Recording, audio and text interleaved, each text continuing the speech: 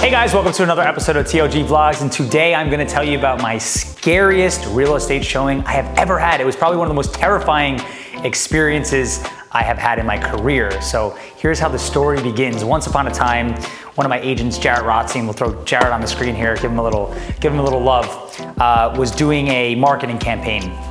And I had a seller reach out to me directly to sell their house. And they asked me to come over and give them a home evaluation. And I'm not gonna say the town, but it's a very, very like prestigious, very well-known town. So I'm like, okay, great. I saw the street, I looked up the address. She kind of forewarned me before showing up that the house was in distress. It needed some stuff. They experienced a flood, etc. I said, okay, no problem. Like, we deal with this every day. I'll come check it out. So I pull up to the house, I'm ringing the doorbell, no one's there.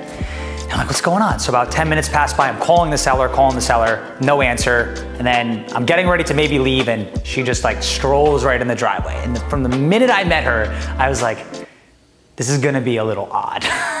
So she introduced herself. She said she was coming from the city, brings me in the house. Immediately upon entering the house, everything that was like visually right in front of me was completely gutted. So meaning I only saw subfloors. There was boxes everywhere, paintings off the wall. It almost looked like somebody just ripped out all the floors and ripped out the sheetrock, and just everything was like exposed. And I'm like, whoa, this is like kind of weird. And I'm like, how long has this been like this? Or how long has this house been vacant? She's like, oh, this happened about a year and a half ago. I'm like, a year and a half? This house has been sitting like this for a year and a half? So we're walking through, and at this point, I'm a little creeped out because the person I'm meeting is kind of creepy, the house is kind of creepy, it's kind of getting a little bit dark, like the whole experience was just like weird.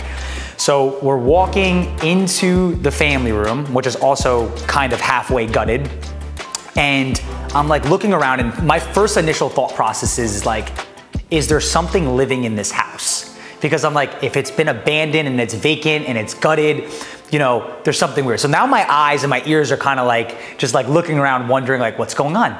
So I look directly 12 o'clock at this couch, and I see all these like rip marks like in the couch, like almost like a bear came running into this house and like destroyed it. So instantly I asking as she's showing me the layout, and I'm walking around like totally creeped out.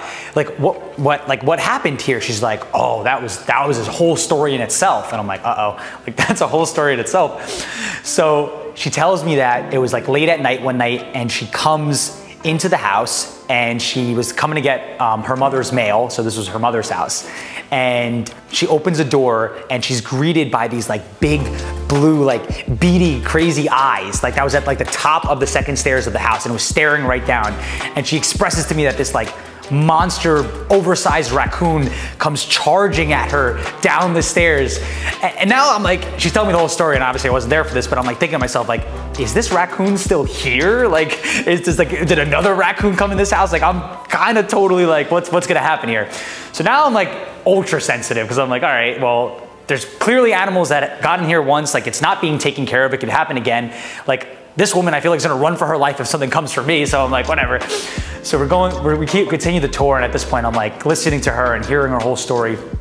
And I think everybody in life gets this irky energy, right? When you get this like really irky feeling about the person that you're next to or the person that you're with, like that almost that like unsettling, unsafe feeling.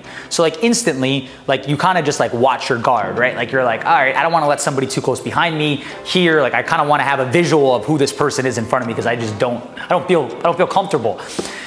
So she kept finding her way behind me at like all times. And I'm like, why does this woman keep doing this? And I'm like, kind of like, just trying to reposition myself. And we're walking through the house, and we get to the bedrooms, and she's showing me, she whips out, and mind you, just to recap, this house, no one's living here. There's no electricity. It's fully gutted. She opens up like all the gallery of photos of when she was a kid.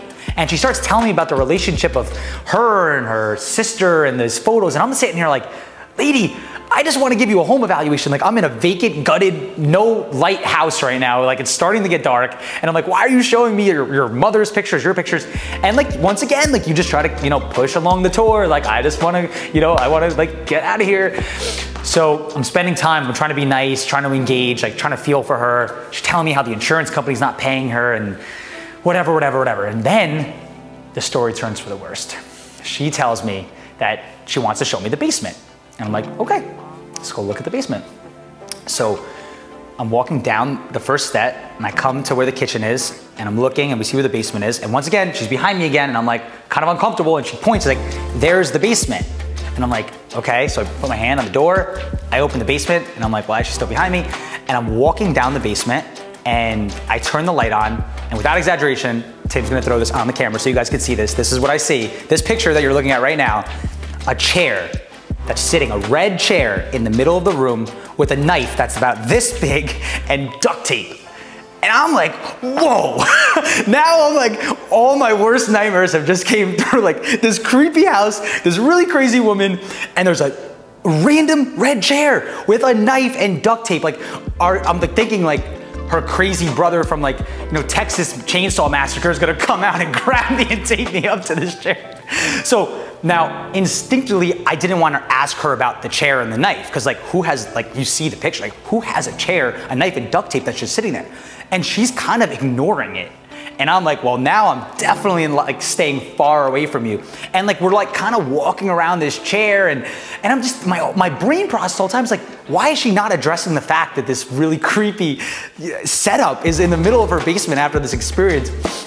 But, you know, obviously I didn't get chained up and I didn't get attacked by the Chainsaw Massacre brother that was hiding in the closet. But honestly, I thought it'd be a cool story to share with you guys. It's like, you know, you guys see all these crazy tours, these amazing houses that we do, you know, all these great clients that we have and the luxury cars and lifestyle and everything that's out there. But once in a blue moon, you know, you put yourself in a position where you don't know who you're meeting and where you're going and you just get like, wow. So for me, that was like just such a fun, like, crazy story. I mean, at the moment it wasn't fun. I was like terrified, but it's just like, it's cool. I wanted to share that with you guys. So if you guys are realtors or you're sellers or you're, you know, people just wanted to hear about crazy real estate stories, you know, we're trying to engage at a different level and tell you about some of the experience that we have. So if you want to hear more of these stories, some of the stuff that me and my team have experienced through the years, hit the like button, hit the subscribe button. And as always, thanks for tuning into another episode of TLG Vlogs. I'll see you guys next week. Bye.